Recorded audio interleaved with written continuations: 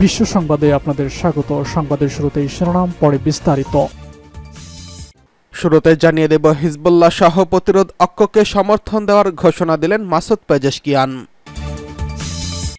জানিয়ে দেব, ভূমধ্যসাগর উপকূলে হামলা চালিয়েছে ইসরায়েল, অভিযোগ সিরিয়ার।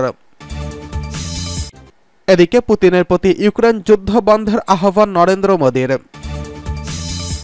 জানিয়ে দেব, গাজায় প্রকৃত মৃতের সংখ্যা 1,86,000-এরও বেশি, রিপোর্ট প্রকাশ। সর্বশেষ জানিয়ে দেব, ইগো সমস্যার কারণে বাইডেন নির্বাচন থেকে সরে দাঁড়াবেন না, ভবিষ্যৎবাণী ডোনাল্ড ট্রাম্পের। হিজবুল্লাহর প্রতিরোধ অক্ষের সমর্থন দেওয়ার ঘোষণা দিলেন মাসুদ পেজেশকিয়ান। ইরানের নবনির্বাচিত প্রেসিডেন্ট মাসুদ পেজেশকিয়ান বলেছেন, আসন্ন প্রশাসন ও পশ্চিম এশিয়া জুড়ে প্রতিরোধ অক্ষকে আন্তরিক সমর্থন দেব। ইসলামী প্রজাতন্ত্র ইরানের মূলনীতি অনুসারে এই প্রতিরোধ অক্ষকে সব ধরনের সমর্থন দেওয়ার প্রতিশ্রুতি দিয়েছেন। লেবাননের সশস্ত্র গোষ্ঠী হিজবুল্লাহর মহাসচিব হাসান নাসারুল্লাহকে দেয়া বার্তায় পেজেশকিয়ান এই প্রতিশ্রুতি ব্যক্ত করেন। সংস্কারপন্থী হিসেবে পরিচিত পেজেশকিয়ান আগেই ইঙ্গিত দিয়েছিল, ইরানের সর্বোচ্চ নেতা আয়াতুল্লাহ খামেনি রাষ্ট্রীয় যেসব মূলনীতিতে প্রাধান্য দেন তিনি তার বিরোধিতা করবেন না। পেজেশকিয়ান এটাও উল্লেখ করেছেন, সব সময় প্রতিরোধ অক্ষ ও ইহুদিবাদী আগ্রাসনের বিরুদ্ধে তার সরকারের পূর্ণ সমর্থন থাকবে। ইসরায়েলের যুদ্ধংদেহী মনোভাব ও অপরাধমূলক নীতি কোনোভাবেই বরদাস্ত করা হবে না বলে পরিষ্কার জানিয়ে দিয়েছেন পেজেশকিয়ান। ফিলিস্তিনি জনগণের প্রতি পূর্ণ সমর্থন দেওয়ার কথা জানিয়েছেন তিনি। এদিকে ভূমধ্যসাগরের উপকূলে হামলা চালিয়েছে ইসরায়েল, অভিযোগ সিরিয়ার। ভূমধ্যসাগরীয় উপকূলীয় শহর বার্নিয়াসের কাছে ইসরায়েলের বিমান হামলা চালিয়েছে বলে অভিযোগ করেছে সিরিয়া। সোমবার দিবাগত রাতে এই হামলা চালানো হয়। এতে ক্ষয়ক্ষতি হলেও কোনো হতাহতের ঘটনা ঘটেনি। আনুমানিক সোমবার রাত 12:20 বানিয়াস শহরের কাছে একটি সাইট লক্ষ্য করে ইসরায়েল ভূমধ্যসাগরের দিক থেকে বিমান হামলা শুরু করে। সিরিয়ার প্রতিরক্ষা মন্ত্রণালয় এসব তথ্য নিশ্চিত করেছেন। Syrian observatory for human rights জানিয়েছে, এই বছর বানিয়াস এলাকায় একটি তৃতীয় হামলা হলো। ব্রিটেন ভিত্তিক যুদ্ধ পর্যবেক্ষক বলছে, দুটি ইসরায়েলি ক্ষেপণাস্ত্র অন্তত দুটি ভবনকে লক্ষ্য করে হামলা চালায়, যার মধ্যে একটি বিমান প্রতিরক্ষা ব্যাটালিয়ন ছিল।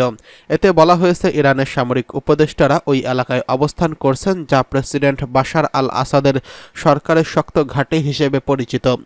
মে মাসে প্রতিরক্ষা মন্ত্রণালয় বলেছিল, বানিয়াসের ইসরায়েলি বিমান হামলায় একটি মেয়ে নিহত এবং আরও 10 জন বেসামরিক লোক আহত হয়েছে। 2011 সালে সিরিয়ার গৃহযুদ্ধ শুরুর পর থেকে প্রধানত লেবাননের হিজবুল্লাহ সহ সেনাবাহিনীর অবস্থান ও ইরান সমর্থিত যোদ্ধাদের লক্ষ্য করে ইসরায়েল শত শত হামলা চালিয়েছে। ফিলিস্তিনি প্রতিরোধ আন্দোলন হামাসের 7 অক্টোবর ইসরায়েলে হামলার পর থেকে গাজা উপত্যকায় যুদ্ধের সূত্রপাত শুরু হয়। এরপর থেকে হামলা আরও তীব্র করে ইসরায়েলি কর্তৃপক্ষ খুব কম এসব এলাকার বিষয়ে মন্তব্য করেন, কিন্তু বারবার বলেছে তারা চিরশত্রু ইরানকে সিরিয়ায় তাদের উপস্থিতি বাড়াতে দেবে না। এদিকে পুতিনের প্রতি ইউক্রেন যুদ্ধ বন্ধের আহ্বান নরেন্দ্র মোদীর। 2 দিনের রাষ্ট্রীয় সফরে রাশিয়ায় রয়েছেন ভারতের প্রধানমন্ত্রী নরেন্দ্র মোদী। সফরে তিনি রুশ প্রেসিডেন্ট ভ্লাদিমির পুতিনের সঙ্গে ইউক্রেন যুদ্ধ বন্ধের আহ্বান জানিয়েছেন। মস্কোতে পুতিনের সঙ্গে এক আনুষ্ঠানিক বৈঠকে 2 বছরেরও বেশি সময় ধরে চলা এই যুদ্ধের অবসানের অনুরোধ জানান মোদী। গণমাধ্যমের প্রতিবেদনে বলা হয়েছে, ভারত আঞ্চলিক অখণ্ডতা ও সার্বভৌমত্ব বজায় রাখতে মস্কোকে জাতিসংঘের সনদকে সম্মান করার আহ্বান জানিয়েছেন। পুতিন মোদীর সংলাপে মোদী বলেছেন, যুদ্ধে কোনো সমাধান নেই, এক্ষেত্রে সংলাপ ও কূটনীতি হচ্ছে এগিয়ে যাওয়ার পথ। এছাড়া বিভিন্ন অসাধু ট্রাভেল এজেন্সির দ্বারা রুশ সেনাবাহিনীতে ভারতীয় নাগরিকদের বিষয়ে উদ্বেগ প্রকাশ করেন ভারতের প্রধানমন্ত্রী নরেন্দ্র মোদী। প্রতিবেদনে আরও বলা হয়েছে, এসব ক্ষতিগ্রস্ত ভারতীয় ব্যক্তিদের প্রত্যাবর্ষণের প্রতিশ্রুতি দিয়েছে রাশিয়া। উচ্চ বেতনে চাকরি পাওয়ার অজুহাতে অসাধু এজেন্টদের মাধ্যমে প্রতারিত হয়ে প্রায় 2 ডজন ভারতীয় নাগরিককে ইউক্রেনের বিরুদ্ধে যুদ্ধে বাধ্য করা হয়েছে বলে ভারতের অভিযোগ রয়েছে। চলতি বছরের শুরু থেকে অনলাইনে ভাইরাল হওয়া একটি ভিডিওতে ভারতের পাঞ্জাব এবং হারিয়ানা প্রদেশের বেশ কয়েকজন নাগরিককে দেখা গেছে, যারা সেনাবাহিনীর ইউনিফর্ম পরিহিত অবস্থায় ছিল। ভারতের দাবি, এক্ষেত্রে ভারতের ওসব নাগরিক রুশ প্রতারকদের দ্বারা প্রতারিত হয়েছেন।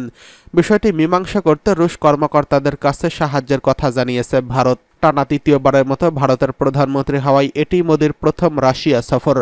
রাশিয়া ইউক্রেন ইস্যুতে মধ্যপন্থা অবলম্বন করেছে ভারত। মস্কোর বিরুদ্ধে জাতিসংঘের নিন্দা প্রস্তাব থেকে সবসময় নিজেদের বাঁচিয়ে রেখেছে ভারত। গাজায় প্রকৃত মৃতের সংখ্যা 1,86,000-এরও বেশি, বলছে গবেষণা রিপোর্ট। গাজায় ইসরায়েলের চলমান হামলায় মৃতের সংখ্যা 1,86,000 ছাড়িয়ে যেতে পারে বলে জানিয়েছে বিশ্বের অন্যতম প্রভাবশালী মেডিকেল জার্নাল ল্যান্সেট। ল্যান্সেট প্রকাশিত একটি সমীক্ষায় এমনই তথ্য উঠে এসেছে। গবেষণাটি বলেছে, গাজার মোট জনসংখ্যার প্রায় 4% মানুষকেই হত্যা করেছে ইসরায়েল। ল্যান্সেটের গবেষণা রিপোর্টে বলা হয়েছে, গত বছরের 7 অক্টোবর যুদ্ধ শুরুর আগে গাজায় মোট জনসংখ্যা ছিল 23 লাখ। এর মধ্যে 1,86,000 মানুষই ইসরায়েলের হামলায় প্রাণ হারিয়েছেন। গাজার স্বাস্থ্য মন্ত্রণালয়ের মতে, অক্টোবরে গাজা ভূখণ্ডে ইসরায়েলি সামরিক হামলা শুরু করার পর থেকে 38,000-এরও বেশি ফিলিস্তিনি নিহত হয়েছেন। তবে ল্যান্সেট সমীক্ষা বলছে, স্বাস্থ্য সুবিধা, খাদ্য বিতরণ ব্যবস্থা এবং অন্যান্য গুরুত্বপূর্ণ অবকাঠামোর ব্যাপক ধ্বংসের কারণে মৃত্যুর প্রকৃত সংখ্যা অনেক বেশি হতে পারে। জাতিসংঘের তথ্য অনুসারে চলতি বছরের ফেব্রুয়ারি পর্যন্ত 10,000-এরও বেশি মৃতদেহ ধ্বংসস্তূপের নিচে চাপা পড়ে আছে বলে মনে করা হচ্ছে। সে সময় বলা হয়েছিল, ইসরায়েলি বোমা হামলায় গাজায় 35% ভবন ধ্বংস হয়ে গেছে। তবে বিভিন্ন রিপোর্ট বলছে, এই ধরনের পরোক্ষ মৃত্যুর সংখ্যা প্রত্যক্ষ মৃত্যুর সংখ্যার থেকে অন্তত 3 থেকে 15 গুণ বেশি। গাজার প্রকৃত চিত্র বিবেচনায় প্রতিটি মৃত্যু প্রত্যক্ষ মৃত্যু বিপরীতে অন্তত 4টি পরোক্ষ মৃত্যু থাকতে পারে বলে ধারণা করা হচ্ছে। সেই হিসেবে সমীক্ষায় বলা হয়েছে, গাজায় প্রকৃত মৃত্যুর সংখ্যা 1,86,000 ছাড়িয়ে যাওয়ার সম্ভাবনা রয়েছে। ল্যান্সেট সমীক্ষায় আরও বলা হয়েছে, মৃত্যুর সংখ্যা নিয়ে গাজার স্বাস্থ্য মন্ত্রণালয়ের দেওয়া তথ্য সঠিক নয় বলে মনে করে ইসরায়েলি গোয়েন্দা সংস্থা, জাতিসংঘ ও বিশ্ব স্বাস্থ্য সংস্থা। তবে আমরা ধারণা করেছি প্রকৃত মৃত্যুর সংখ্যা আরও বহুগুণ বেশি। রিপোর্টে বলা হয়েছে, ঐতিহাসিক জবাবদিহিতা নিশ্চিত করতে এবং যুদ্ধের সম্পূর্ণ মূল্য স্বীকার করার জন্য সত্যিকারের তথ্য নথিভুক্ত করা অত্যন্ত গুরুত্বপূর্ণ। এটি একটি আইনি প্রয়োজনও বটে। এদিকে ইগো সমস্যার কারণে বাইডেন নির্বাচন থেকে সরে দাঁড়াবে না, ভবিষ্যৎবাণী ডোনাল্ড ট্রাম্পের। যুক্তরাষ্ট্রের প্রেসিডেন্ট জো বাইডেন আসন্ন প্রেসিডেন্ট নির্বাচনে নিজের প্রার্থিতা প্রত্যাহার করবেন না, এমনটাই মনে করছেন তার পূর্বসূরি ডোনাল্ড ট্রাম্প। ফক্স নিউজকে দেওয়া এক সাক্ষাৎকারে ট্রাম্প বলেছেন, বাইডেনের শক্তিশালী অবস্থান ও ডেমোক্র্যাটিক পার্টির সমর্থন তার প্রার্থিতা চালিয়ে যেতে যথেষ্ট। ট্রাম্প বলেন, বাইডেন প্রেসিডেন্ট ও দলের জ্যেষ্ঠ নেতা হিসেবে ডেমোক্র্যাটিক পার্টিতে বেশ শক্তিশালী।